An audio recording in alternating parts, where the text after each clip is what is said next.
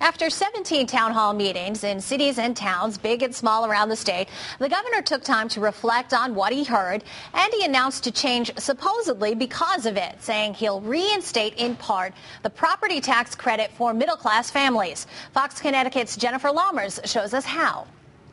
Coming off his town hall tour, Governor Dannel Malloy held a news conference today in Hartford, reflecting on his first 100 days in office and announcing a change to his proposed tax package. His new plan, reinstating a $300 property tax credit to people making $40,000 or less. I think that this is a move that we can make that does not change the framework of the budget. It does not ask too much of anyone.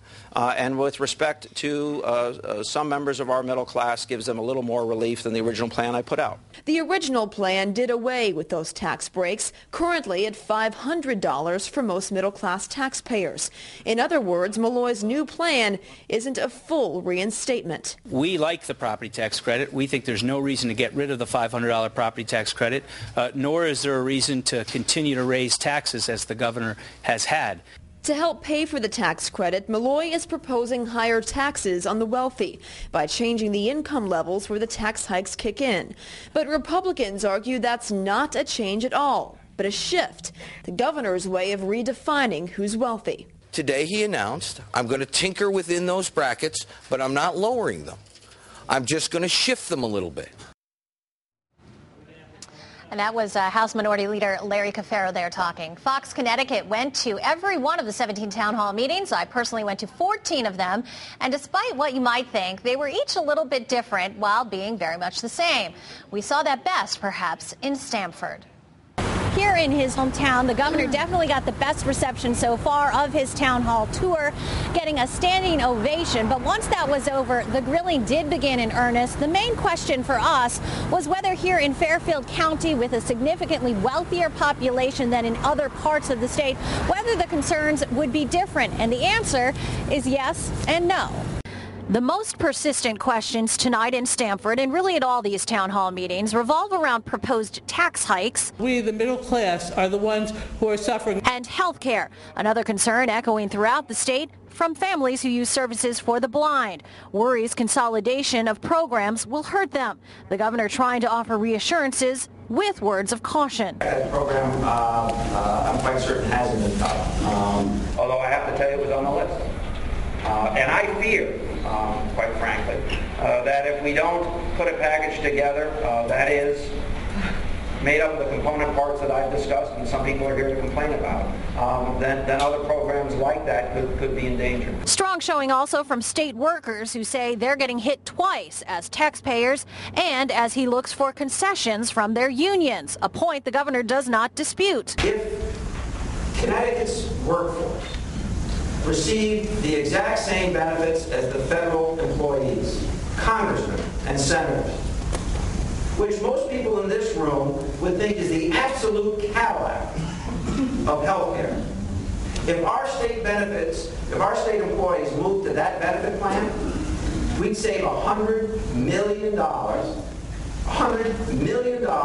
just on our active workforce per year. But also here in Stamford, where the median income of $75,000 more than doubles that of other town hall meeting sites so far, concerns from some specialized interests. Why are yoga studios being singled out to generate income for the state? My concern is that by putting a property tax on boating, or boats, you could end up like it was before, where everybody took their boats out of state. The governor also releasing some good news tonight, saying Connecticut was one of only 5 states today to receive additional money from the federal government, $133 million for small business loans. In Stamford, I'm Lori Perez, Fox Connecticut News. Now, most would say the governor's proposed budget is no laughing matter. But the truth is, along with all the serious questions and answers during his town hall tour, Governor Malloy often had the standing room only crowds in stitches. Governor Malloy is a former prosecutor and, of course, a successful politician. So it's no surprise he has a way with words. And, of course, humor is often used to ease tension. But this was really the first chance for the new governor in his first 100 days to give people around the state a chance to see him in action. And when under pressure, under fire, Jokes often broke the ice. We pay taxes, banks are paying zero. We pay taxes, banks are paying nothing. Just like a comedy gig, it had the guys outside hyping up the show. It certainly night after night had hundreds lining up. And for all the serious budget talk, Governor Malloy's nightly meeting at times turned daily show. Great to be back in Meriden, and I, for one, am happy that this is Lincoln Theater, not Ford's Theater. The governor worked the crowds like a pro, at times glib. Why not move to Florida?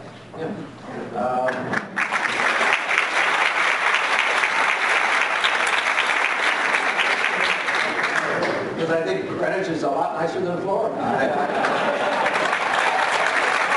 Other times he was self-deprecating. I can't complain. I ran for this office. I ran really hard for this office. I ran for this office knowing what the problem was. When asked days before the national championship if Coach Jim Calhoun would also be affected by cuts to state workers, the governor answered with a smile. I'm not sure I want to pick on Coach Calhoun this week, but maybe next week.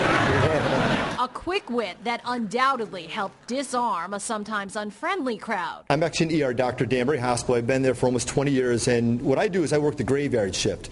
So I have quite a perspective. I'm not sure a doctor should say that.